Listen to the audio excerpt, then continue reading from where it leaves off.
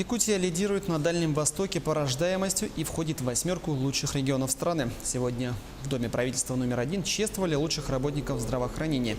Мероприятие приурочили ко Дню медицинского работника. С торжественной речью выступил Айсен Николаев.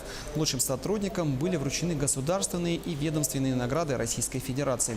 Руководитель региона отметил, что Якутия является одним из лучших регионов с многолетним естественным приростом населения. Есть серьезное снижение уровня младенческой смертности. Это вообще для медиков святой праздник. Вообще вот медицинские работники, наша работа, она, надо сказать, тяжелая.